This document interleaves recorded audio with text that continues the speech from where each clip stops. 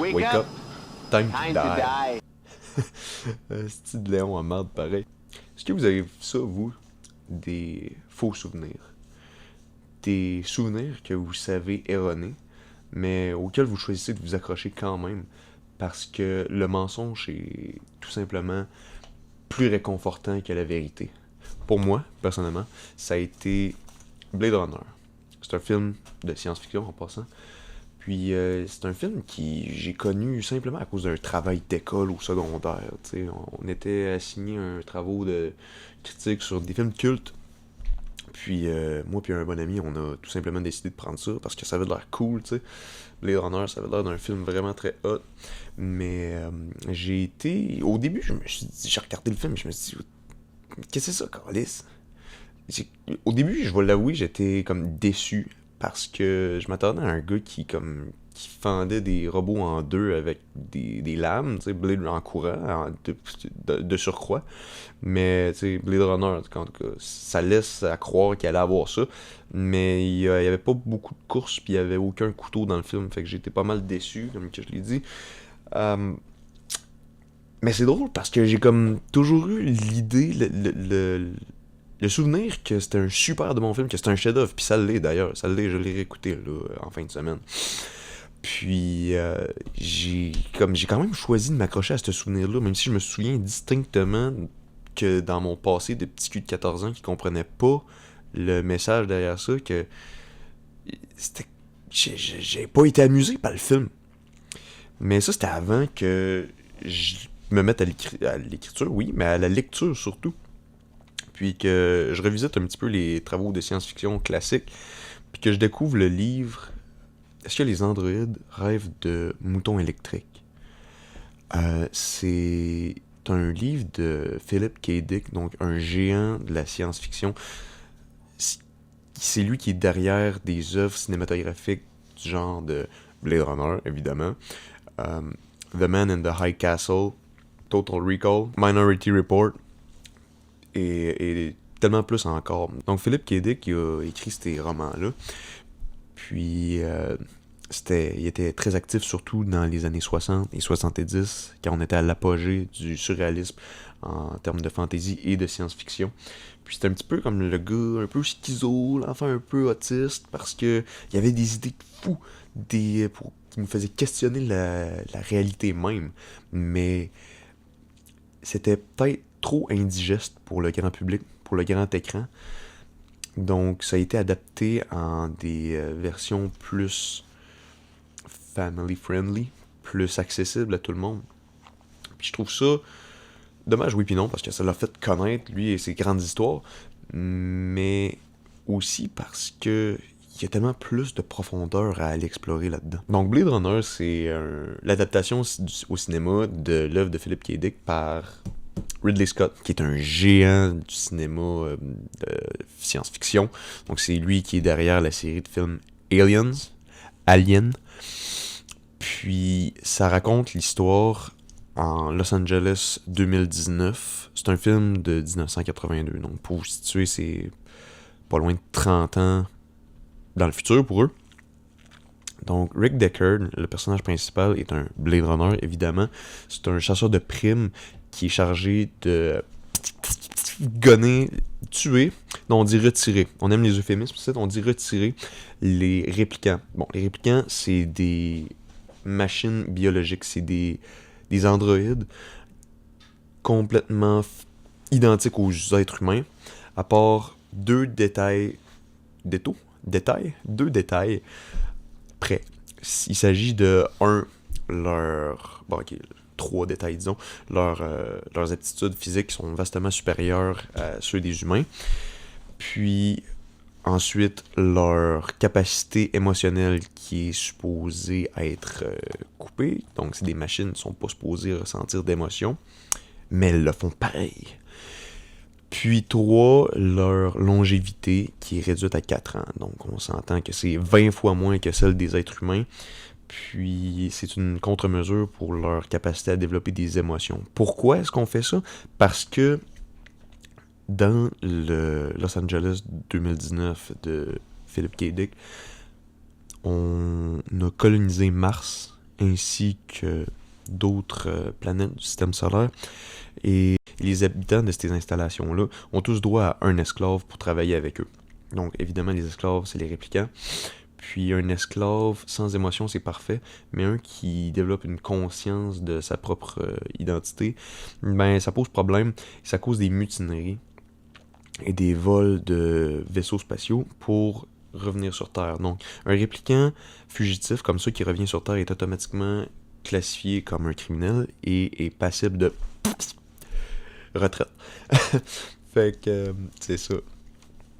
Donc Rick Decker, lui, à la base, il est retraité lui-même. Pas mort, là, mais il est retraité au sens professionnel de son poste de police parce que il a juste passé à autre chose dans sa vie.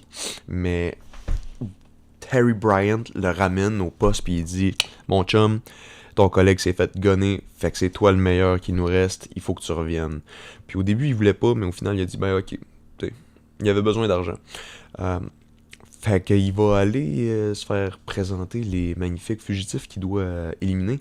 Donc, parmi les répliquants, on a Léon, celui qui a blessé son collègue, Jorah, ou mieux connu sous le nom de la très belle Miss Salomé, une danseuse avec des serpents, et Roy Beatty, ainsi que Pris. Donc, ces 4 répliquants-là vont être dissimulés un peu partout dans la ville, et lui va devoir mener une enquête là-dessus, au cours de laquelle il va être confronté à sa propre perception de l'humanité et il va devoir remettre en question plusieurs de ses valeurs. Parce que tout va commencer quand il va aller rejoindre le manufacturier de réplicants pour tester la validité de leur détecteur de réplicants. Donc il va aller chez Tyrell Corp et il va rencontrer Eldon Tyrell ainsi que Rachel Tyrell. La magnifique Rachel, un symbole iconique du cinéma des années 80, va se faire tester. C'est elle qui va se faire tester en premier par le test Voight-Kampff. Donc c'est un test émotionnel dans lequel le sujet est confronté à plusieurs questions et les réactions subconscientes sont mesurées, ils sont chronométrées en fonction des situations fictives. Donc malheureusement, Rachel Tyrell va échouer le test lamentablement. C'est pas un spoiler, ça arrive dans les 15 premières minutes du film, puis c'est pas mal essentiel. Donc elle va échouer ça, puis elle va se dire « Oh non, j'étais un petit robot. » Fait que là, elle va être triste. Puis là, plus tard dans le film, ben, ça va être la job de Rick Decker de la réconforter. Et c'est là qu'il va comme développer des sentiments pour un androïde, chose qui était un peu inconfortable pour lui, considérant que c'était sa job de les tuer. Donc, on voit déjà une grosse confrontation de valeurs. Puis, du point de vue des réplicants, eux, on les perçoit comme des méchants. Parce que oui, ok, s'ils sont violents, ils sont sans pitié dans leur démarche pour leur quête personnelle. Mais c'est quoi exactement leur quête personnelle? Ben, c'est de trouver l'humanité. Puis c'est quand même un beau message parce que ça nous met ça nous remet en question un peu, dans le sens, qu'est-ce qu'on considère comme humain? Tu sais, on a longtemps considéré comme nos propres esclaves, mes esclaves, j'ai encore des esclaves, ben oui. On a considéré encore nous en tant qu'humains, propres esclaves, comme moins qu'humains. Puis c'est un petit peu le même concept qui est repris dans ce film-là. Donc ça va être quoi la quête des réplicants? Ça va être tout simplement de retrouver leur humanité. Parce que faut y penser quand même, eux autres ont été traités comme des esclaves, carrément, parce que c'est ça qu'ils étaient. Puis, en plus, ils sont traités comme moins que des humains à cause de leur nature synthétique, disons-le de même. Donc, pour eux, c'est quoi l'humanité? Mais Ridley Scott le présente sous la forme de la longévité. Donc, comme je l'ai mentionné, les androïdes les réplicants, vivent moins longtemps, seulement 4 ans. Puis, ils vont essayer d'étendre leur espérance de vie pour acquérir une vie normale d'être humain, disons, puis essayer de se dissimuler dans la masse. Donc, ils vont mentir, ils vont manipuler des gens pour s'infiltrer et trouver leur créateur, et donc être confrontés à cette quête d'humanité-là. Donc, c'est d'ailleurs ces scènes-là les plus légendaires du film, où Roy Beatty va avoir convaincu J.F. Sebastian, personnage fascinant, non pas par son propre rôle, mais par l'adaptation du personnage littéraire vers cinématographique. Donc, il va avoir convaincu J.F. Sebastian d'aller infiltrer la Tyrell Corporation. Parce que Sebastian, c'est un biologiste à la Tyrell Corp et une proche connaissance du PDG Eldon Tyrell.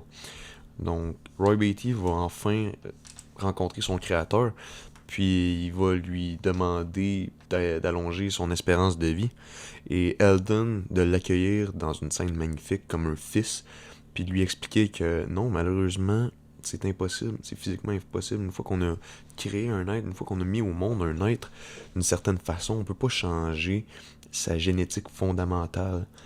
Mais il va lui faire voir que c'est pas grave au final que sa vie soit sur le point de s'éteindre, parce que tout le monde meurt un jour. Puis lui, Roy Beatty, le poétique Roy Beatty, a été tellement un homme rempli de fougue et de passion, et il a tellement été brûlant dans son être, dans sa façon d'agir, que c'est complètement superflu l'âge à laquelle il meurt. Mais Roy va refuser cette réponse-là, puis il va y crever les yeux puis le tuer. Fait que c'est comme... Non, mais c'est quand même poétique. Quand on dit de même, c'est con, là, mais c'est quand même poétique parce que c'est vraiment une image de la créature qui tue le créateur, la création qui donne lieu à la destruction. C'est comme si le cycle éternel de la vie et la mort. Puis c'est vraiment... C'est émouvant, bien que... un petit peu gore. C'est pas tant pire, un petit peu gore, mais c'est émouvant à sa propre façon. Et puis ensuite de ça va donner lieu à la scène finale où Rick Deckard va pourchasser Priest et Roy Beatty dans l'appartement de J.F. Sebastian, et ça va donner lieu à une course de chat et souris où est-ce que Rick va finir à la merci de Roy. Puis là, il va commencer une réflexion, parlant de Roy Beatty, que les langues sales pourraient nommer de complètement incohérentes. Donc je vais aller me laver la bouche avec du savon, parce que c'est ça que je voulais faire au début. Mais non, parce qu'on se dit qu'un robot comme peut avoir de la merci envers un humain, puis le sauver, c'est complètement stupide. Et même s'il développe des émotions, c'est complètement du Deus ex machina. Mais non, en réalité, c'est ça la beauté de la chose, c'est que même d'un point de vue complètement logique, ce qu'il n'est pas, on va se le dire, il a développé des émotions, mais admettons qu'il s'agissait d'un automate comme on les connaît, même d'un point de vue complètement logique, il y aurait eu un calcul possible qui aurait donné cette issue-là. Donc si on prend une conception complètement utilitariste, si je ne m'abuse, selon laquelle chaque vie humaine a une valeur égale, ben Roy Beatty, lui, il arrive au bout de ses 4 ans, puis dans la scène finale, on voit qu'il est en train de dépérir, puis il sent sa fin arriver. Donc, il fait un calcul complètement mathématique, puis il se dit, ben, s'il y a déjà une vie, la mienne, qui est en train de se perdre, à quoi bon en amener une de plus avec elle? Même si c'est mon adversaire au final, parce que sa mort ne s'ouvre pas la mienne, donc ça va juste créer une perte de plus inutilement dans ce monde. Donc ça montre un peu la compassion qu'on peut retrouver à travers les mathématiques froides. Puis c'est ça que je trouve qui est tellement cute, qui est tellement beau dans cette scène-là, c'est de voir à quel point au final, oui, même la logique froide peut avoir une certaine compassion.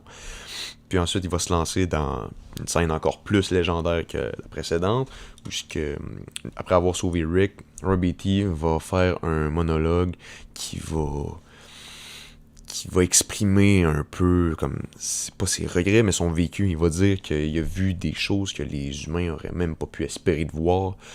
Donc, des combats intergalactiques, interstellaires plutôt, pardon. Puis c'est vrai, on peut comment t'imagines ça, toi? Puis, au final, ça a aucune importance, parce que chaque vie va s'éteindre un jour, puis chaque souvenir comme celui-là va être perdu comme des larmes dans la pluie. Donc un monologue fait sous la pluie battante, soit dit en passant, qui rajoute du poids aux paroles. Puis qu'est-ce que ça veut dire, ça, dans le fond? C'est que au final, il a accepté sa mortalité, sa finalité, puis il comprend qu'il qu'il meurt maintenant ou dans 76 ans, ça change absolument rien parce que au final, il va finir de la même façon.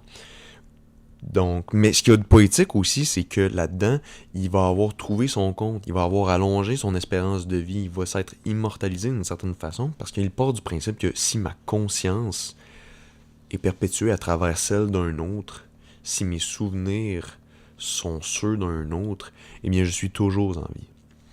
Et c'est pour ça que la scène est autant émouvante, est autant touchante.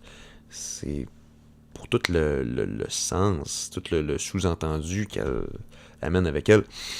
Donc Rick va sortir de là un peu décrissé, ma foi, puis il va voir sa bien-aimée Rachel, et il va la sauver, il va partir avec, donc il va s'enfuir, ça le mot que je cherchais, il va s'enfuir avec, en tant que fugitif, parce que elle, ayant déserté la Tyrell Corporation, n'est plus seulement un produit, elle est une fugitive et donc une criminelle, et lui, un complice.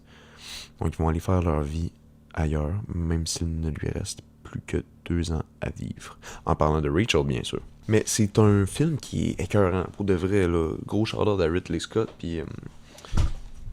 gros shout-out à Ridley Scott et... Sid Mead, le visual futurist, au générique de fin. Fait que c'est ça. Mais... En revanche, c'est une piètre adaptation du roman.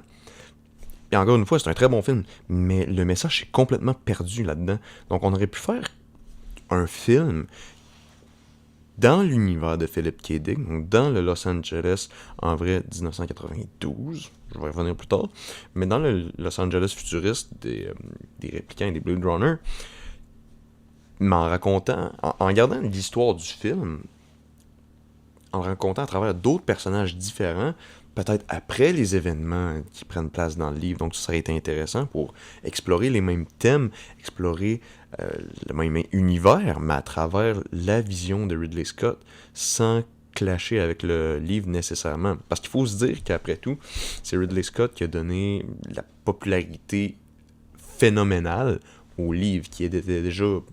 Philip K. Dick était déjà un auteur non seulement éminent, parce qu'il avait déjà fini sa carrière, il est mort en 82, c'est une grande tragédie, mais il était déjà populaire à ce moment-là, mais c'est vraiment le film qui l'a rendu comme autant légendaire.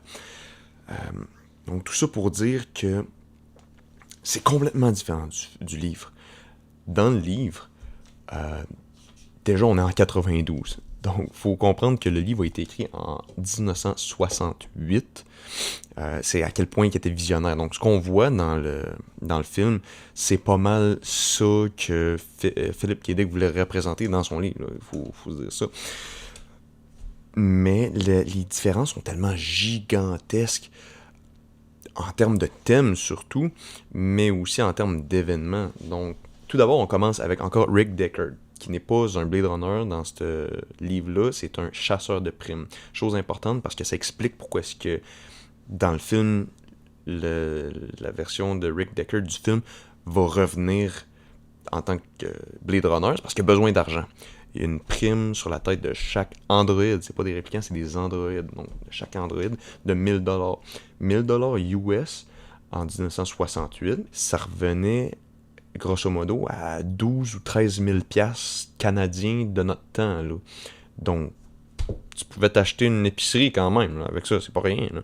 Fait que Rick Deckard, il se lève aux côtés de Iron, qui est sa femme. Parce que oui, dans ce livre-là, sa femme, c'est Iron, et non pas Rachel. Donc, il se lève à son côté, puis tout de suite, on est confronté à tellement de world building comme incroyable et tight au niveau thématique. Parce que c'est ça l'affaire avec ce roman-là, c'est une espèce d'essai philosophique déguisé en roman. Okay? C'est un essai philosophique qui est plus digeste pour nous. Puis, on va être confronté immédiatement à la mentalité, à l'empathie, qui est le thème principal du livre. On se demande pourquoi est-ce que le Void Camp est si peu utilisé dans le film. C'est parce que il n'est pas présenté comme un test d'empathie, chose qu'il est réellement. C'est un test d'empathie, puis c'est là-dessus qu'on va se baser pour faire la différence entre les humains et les androïdes. Donc, on est confronté directement à ce test-là parce que Iron va reprocher à son mari de tuer des pauvres andros. Et lui, de lui reprocher que, elle se paye bien des trucs avec le cash qu'il ramène. En tout cas. Puis aussi au monde très grim dark du livre. Donc, c'est après une guerre nucléaire. C'est sous-entendu dans le film, mais c'est pas expliqué. C'est après une guerre nucléaire et c'est pour ça que les animaux sont devenus autant rares. Et d'où le titre du livre, Les androïdes rêvent-ils de moutons électriques? Parce que on a développé cette espèce de mœurs sociale et même religieuse là d'élever des animaux. Le plus gros, le mieux, c'est un peu un symbole de statut. Les animaux ferment très souvent, mais les gens plus pauvres ne peuvent pas s'en acheter. Ils vont être relégués, ils vont être résignés à se payer des ersatz, donc des copies électriques de leurs animaux. Donc Rick possède un ersatz de mouton, et donc on fait le lien avec le titre du film, évidemment. Tout ça, on se dit, ok, pourquoi tout ça? C'est justement, c'est ce que je veux dire quand je dis que c'est tellement tight, c'est tellement hermétique, ce livre-là, c'est que la guerre nucléaire a causé une extinction de masse. Et là, pour cultiver notre empathie, on va élever ces animaux-là au quotidien. Puis c'est lié tout ça avec une religion qui s'appelle le mercérisme, qui est une religion basée sur l'empathie encore, et sur les animaux. Voyons donc. Et le prophète de cette religion-là, c'est Wilbur Mercer, un espèce de vieux maigrichon, là, tout pourri, qui essaie de monter une colline infinie, où il se fait tirer des roches par des agresseurs invisibles appelés les tueurs. Et donc lui, c'était un espèce de psychic qui pouvait ressusciter les animaux, puis ça a été un martyr à cause qu'on l'a empêché de faire yada yada. Puis pour honorer sa vertu, les habitants de la Terre vont élever des animaux. Et pour c'est ça, pour l'honorer. Mais ils vont aussi posséder une boîte à empathie, qui est comme une espèce de télévision, dans le fond, avec 2 manettes, qui vont permettre de fusionner avec Mercer, qui supposément est continuellement en train de faire son ascension dans une espèce de cycle. Donc lui, c'est vraiment comme Sisyphe, d'un certain sens. C'est une ascension qui finit jamais, et qui est comme live stream partout sur la Terre et ses colonies. Comme une espèce de Twitch pour les masochistes, là, I guess, parce que, oui, les gens peuvent fusionner avec lui, donc ils ressentent ses sentiments, et ceux de tous les autres en même temps. C'est une façon comme de partager sa joie ou sa tristesse par osmose, pour faire une espèce de moyenne émotionnelle, puis de tous s'entraider là-dedans, qui en théorie est très bien, mais au final ne l'est pas, parce que, égoïstes comme nous sommes, nous voulons tous garder notre bonne humeur pour nous, ça laisse juste de la souffrance sur Terre. Et donc, oui, je dis que c'est un Twitch pour masochiste parce que la douleur que Mercer ressent à son ascension, mais aussi en recevant ses blessures, les roches sur sa figure, ça peut blesser physiquement les gens. Donc là, c'est là que Philip K. Dick devient un peu fucké. Donc, on peut réellement ressentir la douleur. Et même certaines personnes plus fragiles peuvent mourir. Admettons, tu reçois une roche par la tête, tu meurs là, si t'es comme trop fragile. Donc, c'est ça. Donc, dans notre quête vers l'empathie, on finit par s'anéantir un tout petit peu. Et c'est ça que les androïdes de ce livre-là vont rechercher, eux. C'est l'empathie plutôt que la longévité. Et ils vont le faire d'une façon poétique et destructive. Donc, ils vont pas aller réclamer l'aide de Eldon Rosen. Dans ce livre-là, c'est Rosen, c'est la fondation Rosen, et il s'agit de Rachel Rosen. Puis les événements vont être quand même similaires, ok? Donc, au lieu d'avoir 6 androïdes initiaux, on va en avoir 8, dont 2 vont être éliminés par Dave Holden, qui va être lui aussi blessé par Polokov et non Léon. Donc, parmi les 6 restants, on va avoir Polokov, Luba Loft, qui est une chanteuse d'opéra, Garant, qui est vraiment fucké, donc encore une espèce de passe surréaliste de Philip K. Dick. On va avoir Pris Stratton, qui n'est pas la même Pris du tout que celle du film, Roy Beatty et Irmgard Beatty, la femme de Roy. Donc, Pris et la femme de Roy sont deux personnages distincts dans ce livre-là. Ils sont tous fascinants. Okay? Tous les personnages, à part Garland, on s'en fout un peu, sont fascinants. Parce qu'ils ont tous comme leur propre vision qui se ressemble un peu de l'humanité, mais qui est interprétée. Quand je dis interprétée, c'est comme d'un rôle qui est joué, comme eux étant les interprètes, est interprétée d'une façon différente. Puis certains s'en rapprochent énormément, puis d'autres s'en écartent tellement, presque par frustration, plus que par simple incapacité. Donc ils se disent, si je suis incapable, mais je vais entraîner les autres vers le bas avec moi. Donc c'est un comportement très humain, ironiquement. Puis la grande différence du livre comparé au film, c'est qu'il va beaucoup plus profondément. Il va aller poser la question, qu'est-ce que c'est d'être humain? Mais plus que ça encore, il va aller poser la question, à quel moment est-ce qu'un humain cesse d'être humain et qu'une machine cesse d'être machine? Parce que les androïdes du livre sont un peu plus humains que les réplicants du film. Ils sont plus complexes dans leur réflexion. En même temps, on a plus de temps aussi pour les développer, tout ça. Puis, on se rend compte qu'ils sont vraiment comme pratiquement identiques. Ils peuvent ressentir les plaisirs sensuels. Ils ont leur propre motivation. Ils ont leur propre conception, leur propre aspiration et leur propre tragédie dans la réalisation de leur incapacité à devenir humains. Puis, ils sont comme conditionnés d'une certaine façon à penser qu'ils sont moins que des humains parce que c'est comme ça qu'ils ont été élevés, entre guillemets. Et ça va être lié à la ségrégation. Parce que dans ce livre-là, on a les androïdes, les humains et les spéciaux, qui sont comme 3 couches différentes du même être biologique, on va se le dire. Donc les androïdes vont être ségrégés par les humains et les spéciaux parce que c'est des machines en théorie, c'est des esclaves. Ils n'ont pas le droit à notre statut d'humain de par leur simple nature synthétique, puis leur incapacité à l'empathie surtout. Tandis que les spéciaux, eux, c'est pas des X-Men. Non, boy. C'est des victimes des retombées nucléaires qui ont été irradiées au point d'être génétiquement impropres à la reproduction et qui ont été laissés sur Terre avec toutes les autres pauvres, dégueulasses. Puis ils vont être vraiment traités, eux autres aussi, comme des sous-hommes.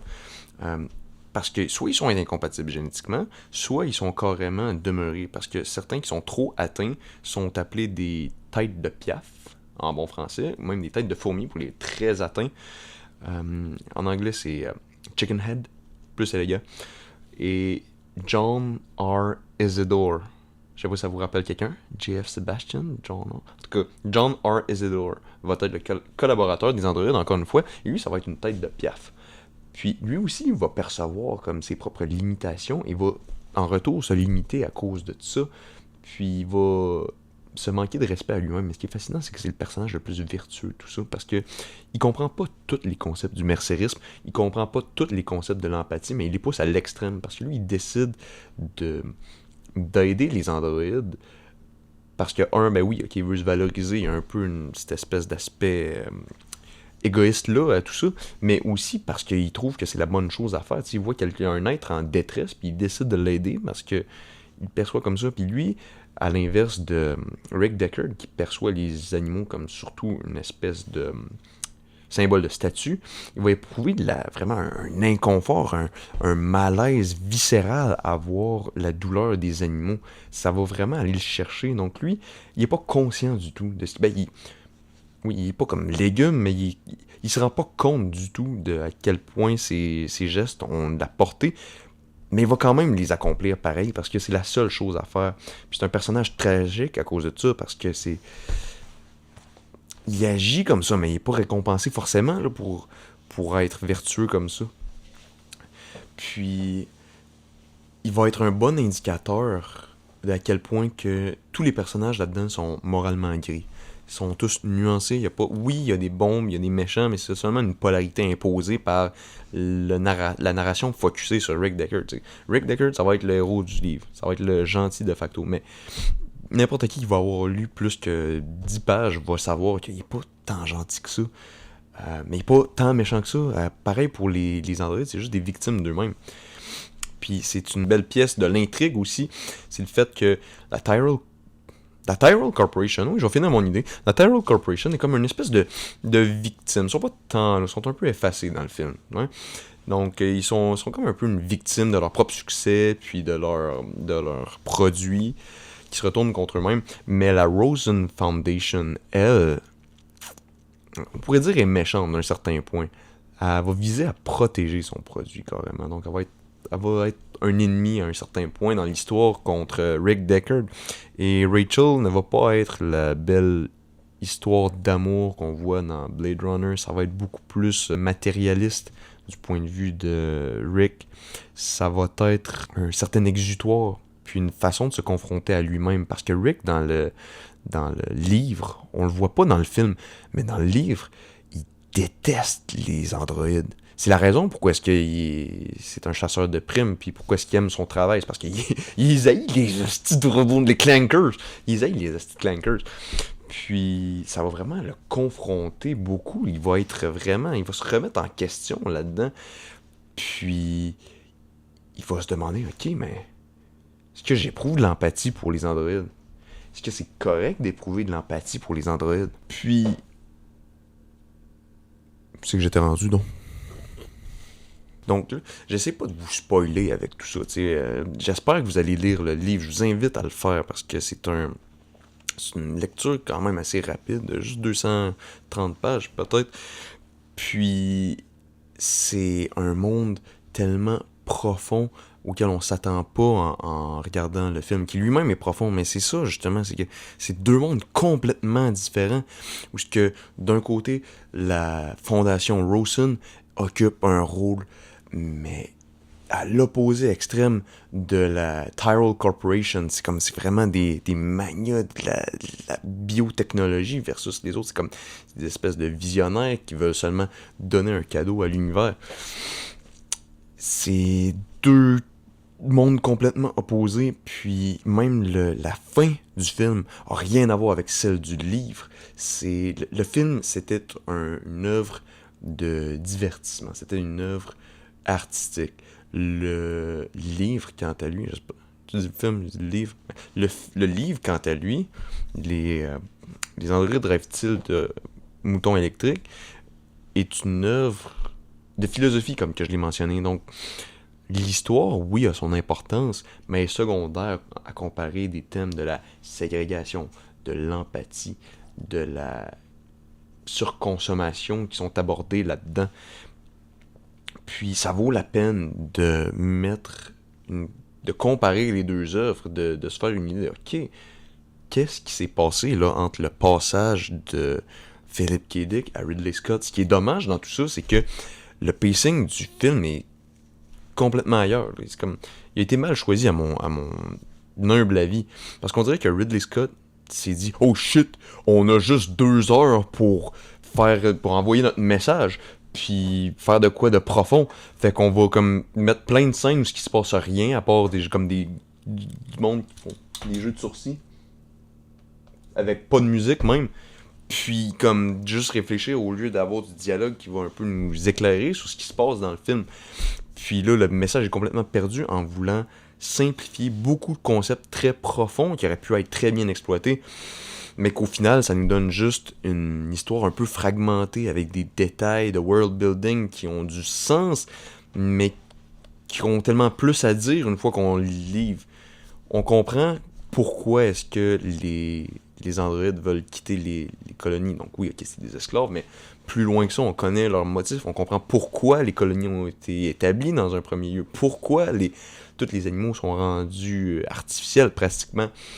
Pourquoi est-ce que la Tyrell Corporation a mis un faux être humain à faire tester? Pourquoi est-ce qu'ils voulaient tester Rachel? Il n'y avait pas besoin de faire ça au début. On comprend toute les manigances derrière cette espèce d'intrigue-là de mensonge commercial, disons. Tout ça pour dire que Blade Runner est un chef-d'œuvre incontestable, ok? Je me lasserai jamais de le dire. Ridley Scott est un génie du cinéma, surtout pour son sens esthétique. À mon avis, moi, c'est ça qui m'attire dans ses films. Mais, encore une fois, l'œuvre de Blade Runner, les androïdes rêvent-ils de moutons électriques, gagne tellement à être lu, au point que j'espère vous avoir comme piqué votre curiosité, jusqu'à ce que vous dites, ben, aujourd'hui, au lieu d'amener mon sel quand je m'en vais sur le bol, je vais amener ma copie du livre. Ma copie du e-book, mon PDF piraté, mon livre emprunté à la bibliothèque. Oh, y a-tu encore du monde qui font ça, emprunter des livres? N'importe quelle version du livre, puis juste comme lire pendant que tu forces, man, c'est ça la vraie vie. Puis c'est comme ça qu'on finit par devenir accro à la poudre, non, au livre, à la lecture. C'est comme ça qu'on devient accro à la lecture. Puis j'espère être votre espèce de votre pusher de littérature, man. Puis, si vous êtes vraiment passionné déjà par la lecture, par la littérature en général, ben je vous invite à me donner de l'argent, à me donner de l'argent sur mon Patreon, parce que c'est là qu'on va avoir vraiment une discussion unilatérale. Ça va être encore une vidéo. Ça va être encore une vidéo, mais de moi qui va vraiment plonger dans mes notes sur le livre, mes notes, 2 cahiers sur le livre et les films. C'est là que vous allez comme comprendre vraiment tout le génie derrière Philip K. Dick, vraiment la profondeur et l'impact de chacune des micro-décisions dans son livre qui en font autant un chef-d'œuvre et par biais un chef-d'œuvre du film de Blade Runner. Vous allez aussi connaître mon avis sur la suite par Denis Villeneuve. C'est quoi mon opinion là-dessus? Elle est pas très bonne. Ah, pourquoi? What the fuck? Pourquoi il est pas très bonne? Il est fucking hot, le film, il est fucking beau. Je suis d'accord, mais il est aussi un petit peu à chier. Mais je voulais vraiment l'aimer, mais en tout cas, je divague. Ouais, c'est ça. Fait que donnez-moi de l'argent, s'il vous plaît, puis je vous retrouve dans une autre vidéo gratuite pour un autre livre que je vais essayer de vous donner envie de lire avec mon gros doigt. Puis on va se retrouver. Je vous aime beaucoup. Gros cœur. Gros cœur avec les doigts et les mains. Puis à plus. Ouais, pareil, hein. On va te dire que le plus gros défaut du film, pour un film de science-fiction, c'est quand même de pas avoir donné à Rick Deckard un gun laser. Ben oui, what the fuck. Man, dans le livre, il tue les androïdes avec un fusil laser. Aimez-vous ça? Mon gun laser futuriste que j'ai fait. Complètement fonctionnel. Il tue les androïdes avec un laser, man, dans le livre. Pourquoi ils ont pas mis ça au cinéma? Ça aurait été ben trop cool. Au lieu d'un vieux gun normal. Le gun à 2 gâchettes est quand même cool, là.